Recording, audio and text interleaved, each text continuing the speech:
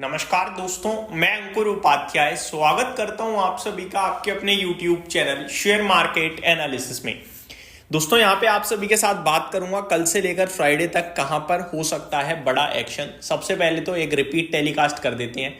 America के बाजार में भयंकर गिरावट दिखी है, बट मैंने आप सभी के साथ ऑलरेडी कहा कि इसकी वजह से गैप डाउन हो सकते हैं हम, इसकी वजह से एक आध दिन गिर सकते हैं हम, लेकिन अमेरिका का इंपैक्ट हमारे ऊपर नहीं आना चाहिए क्योंकि अब सिनेरियो डिफरेंट है। अमेरिका की इकोनॉमी मतलब खराब नहीं कहूंगा, स्लो नहीं कहूंगा, लेकिन दमदार नहीं दिख रही है। उनका जो पीएमआई सर्विसेज डेटा था बहुत ही वीक था, कंपोजिट डेटा वीक था, उनका इन्फ्लेशन ऊपर आ गया है, रेट कट की उम्मीदें कट हो रही हैं, ये सारी चीजें उनके लिए नेगेटिव है। प्लस ट्रम्प साहब टैरिफ लगाते जा रहे हैं, तो ये उनकी कंट्री के लिए नेगेटिव है। उनकी लोकल कंपनीज के लिए जरूर ये चीज पॉजिटिव है कि ट्रम्प साहब टैरिफ लगा रहे हैं, तो उनकी जो कंपनियां हैं उनके प्रोडक्ट सस्ते होंगे as compare to other companies product. But इससे ये तो समझो कि कंज्यूमर के लिए इन्फ्लेशन बढ़ेगा।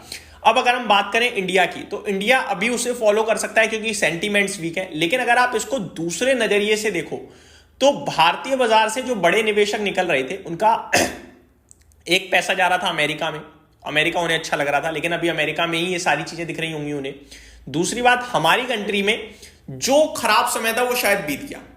अब इकोनॉमी रिवाइवल के मूड में हमारी सरकार फोकस्ड है, सरकार खर्चा करने की बात कर रही है। और अगर आप दूसरी तरफ देखें, इन्फ्लेशन फुल्ली अंडर कंट्रोल्ड है। Second thing, RBI continue basis पे रेट कट करने के लिए ऐसा लग रहा है कि तैयार है। एक रेट कट हो चुका है, दूसरा भी मुझे लगता है जल्दी आपके लिए आता हुआ दिखेगा। हो सकता है ये जो पॉलिसी अपकमिंग पॉलिसी है इसी में आपको रेट कट दिख जाए। तो ये सारी चीजें हमारी कंट्री के लिए तो अच्छा दिख रही हैं। अगर आप अर्निंग सीजन भी देखो तो क्वार्टर 2 की अपेक्षा क्वार्टर 3 ने अच्छा किया है। तो मेरे हिसाब से सिनेरियो थोड़ा बदल रहा है।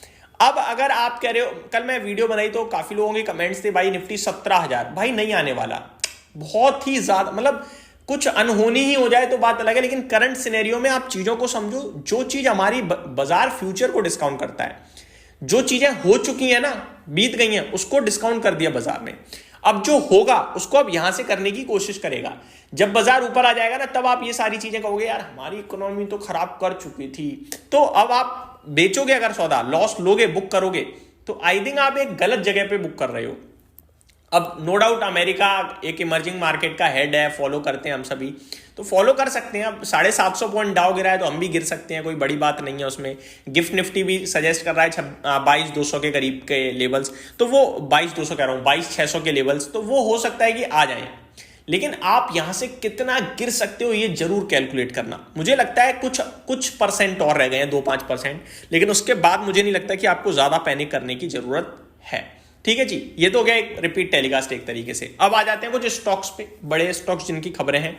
जैसा कि मैंने आपके साथ ऑलरेडी डिस्कस भी किया है, रेलटेल को ऑर्डर मिलता हुआ दिखाए तो इसके लिए पॉजिटिव है। हालांकि पॉजिटिव खबर रेलवे, डिफेंस, शिपिंग के लिए ऑर्डर्स के दम पर आ रही है, उस पर कोई रिएक्शन नहीं आ रहा, बट ये अपडेट दे दी मैंने। सिंजीन इंटरनेशनल के लिए थोड़ी सी दिक्कत है क्योंकि यूएस एफडीए से इन्हें बड़ी आपत्तियां मिली हैं, तो ये स्टॉक अलर्ट है कल। सेम जक्सन पाल फार्मा को भी यूएस एफडीए से कुछ वार्निंग्स मिली हैं, तो ये भी एक अलर्ट है। महिंद्रा ईपीसी को कॉन्ट्रैक्ट मिलता हुआ दिखा है करीब 11.1 करोड़ रुपीस का। वेसुवियस इंडिया की बोर्ड मीटिंग है 26 फरवरी को स्टॉक स्प्लिट को लेकर। और आप सभी के साथ कुछ और स्टॉक्स भी शेयर करना चाहूंगा, लाइक जियो फाइनेंशियल सर्विसेज। वैसे कल मैंने इस पे अपने सेकंड चैनल पे डिटेल में बात करी थी। एंड जोमेटो, ये दोनों स्टॉक्स निफ्टी का हिस्सा बन रहे हैं। तो काफी लोग ये कह रहे हैं कि भाई ये तो मौका है, बड़ी खुशखबरी है। भाई कुछ नहीं है, एक रीबैलेंसिंग एडजस्टमेंट है। इसकी वजह से पैसिव इनफ्लोज आते हैं, पैसिव इनफ्लो आते हैं, पैसिव इनफ्लो जाते हैं। आप एक बात समझिए, जियो फाइनेंस और जोमेटो अभी निफ्टी नेक्स्ट 50 का हिस्सा है, उसमें से बाहर निकलेंगे तो जो निफ्टी नेक्स्ट 50 के ईटीएफ खरीदता है उसका आउटफ्लो हो गया। निफ्टी में गए तो उसमें इनफ्लो आ गया। इनफ्लो थोड़ा ज्यादा आया, आउटफ्लो थोड़ा कम आया है, ये पहला पॉजिटिव हो गया। लेकिन इससे क्या बदला? कुछ भी तो नहीं, एक नाम हो गया। और ये नाम तो ऐसा है जो सबको पता था कि जोमेटो और जियो फाइनेंस तो निफ्टी में आएंगे ही आएंगे, इसमें कोई दो राय थी ही नहीं। वो तो क्राइटेरिया मैच नहीं हो रहे थे, मैच होते ही देख लीजिए आप आ गए हैं। तो ऐसा कुछ नहीं है कि आप इसके दम पर खरीदने जाओ, कंपनियां दोनों अच्छी हैं। मेरे को जियो फाइनेंस ज्यादा बेटर लगती है, जोमेटो के वैल्यूएशंस को लेकर मैं डिस्कंफर्ट फील करता हूं। बट अगर आप कहोगे यार ये एक ऐसा ट्रिगर है जो हाँ भाई अब भागेगा, ये नहीं यार, गलत चीजों में मत पड़ो, सही चीजों को समझो, चीजों को समझो। अब ब्रिटानिया और बीपीसीएल बाहर हो रहे हैं निफ्टी से, क्या कंपनियां खराब हो गई? अरे भैया ब्रिटानिया के नंबर उठा के देखो, बीपीसीएल के लिए कच्चे तेल के दाम देखो, सब चीज फेवर में है। निफ्टी से बाहर हो रही है क्योंकि कोई और ज्यादा बेटर कर रहा था। अब निफ्टी से बाहर होने का मतलब है कि थोड़ा बहुत जो निफ्टी में ईटीएफ खरीदते हैं तो इनमें भी पैसा जाता था, अब इनमें से निकल जाएगा, लेकिन ये उसके बदले निफ्टी नेक्स्ट 50 का हिस्सा बनेंगे शायद, तो फिर इनमें वहां पे जो उसका ईटीएफ खरीदता है उसके बदले इनफ्लो आ जाएगा। यही तो होगा, इससे ज्यादा क्या है। तो ये इनफ्लो और आउटफ्लो का गेम है, और एक नाम होता है कि आप निफ्टी का हिस्सा हो या निफ्टी नेक्स्ट 50 का हिस्सा हो, इससे ज्यादा कुछ भी नहीं है। तो यहाँ पे बाइंग या सेलिंग इसके बेसिस पे तो नहीं करनी चाहिए। ठीक है, अब आते हैं आगे दोस्तों। आगे बात करना चाहूंगा कुछ इवेंट स्टॉक्स के बारे में। चलिए देख लेते हैं एक बार कि कहाँ कहाँ कौन कौन से इवेंट्स हैं, like stock split, bonus, dividend. अगर इस तरीके का कोई इवेंट है तो मैं डेट आपके साथ शेयर कर देता हूं इवेंट की। देखते हैं दोस्तों यहाँ पे 24 फेब यानी कि कल आपके लिए ASM technologies ₹1 x dividend trade करेगा।